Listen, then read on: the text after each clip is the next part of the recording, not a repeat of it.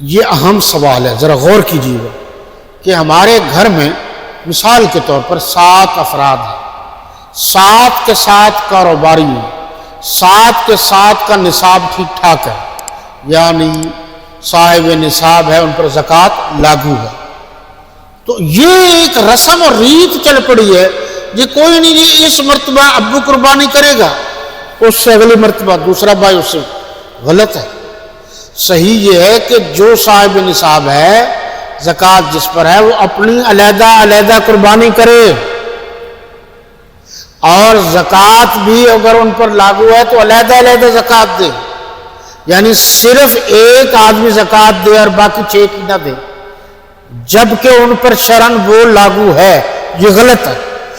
اسی طرح ایک قربانی کرے باقی 6 نہ کرے، یہ غلط ہے، قربانی کرنی چاہیے۔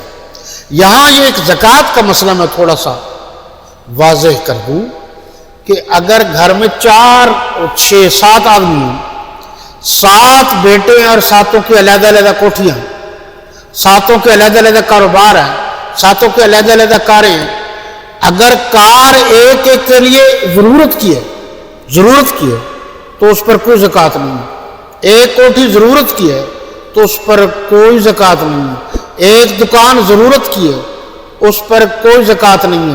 ذہن میں رہے کہ دکان کے میٹیریل پر زکوٰۃ نہیں ہے، جو دکان کے اندر سامان پڑا ہے بیچنے کے لیے، اس کا حساب و کتاب ہوگا اور اس کی زکوٰۃ ہوگی۔ اسی طریقے سے کاروں کا اگر اس کا کاروبار ہے، اس پر زکوٰۃ ہوگی۔ ایک گاڑی ہے ضرورت کی، اس پر نہیں ہوگی۔ اسی طریقے سے ایک مکان یا کوٹھی ہے ضرورت کے لیے، اس پر تو زکوٰۃ نہیں ہوگی۔